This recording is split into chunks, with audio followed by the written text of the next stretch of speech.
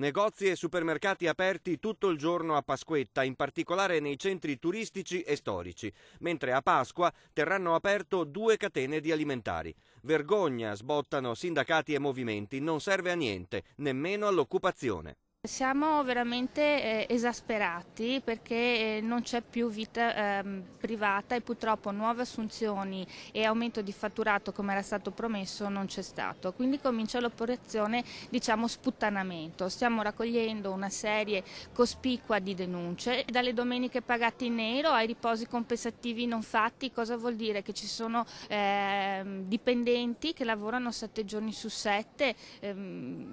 C'è una giungla. Le aperture non stanno portando alla fine dei ricavi in più, ma assolutamente stanno appesantendo i costi delle aziende, anche perché non hanno la forza di assumere altro personale. Continua intanto la raccolta firme per un referendum che abroghi il decreto Salva Italia in vigore dal gennaio 2012 e restituisca la gestione delle aperture straordinarie a comuni e regione.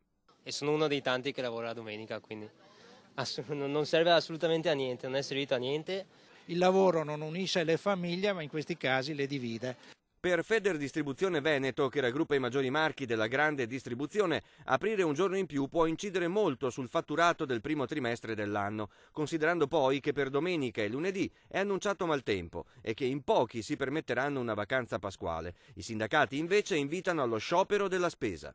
Chiediamo a tutti i cittadini e alle cittadine di boicottare le spese nelle giornate festive. Non ha senso andare, ripeto, a lavorare la domenica, anche perché vediamo che in qualche nazione d'Europa non è presente il lavoro domenicale, eppure vivono benissimo. Insomma, la zona del Trentino Alto Adige è un esempio importante. Quello che ci si augura è che il giorno di Pasqua le persone trovino dei modi un po' più così, ecco, gratuiti e interessanti che andare a fare la spesa.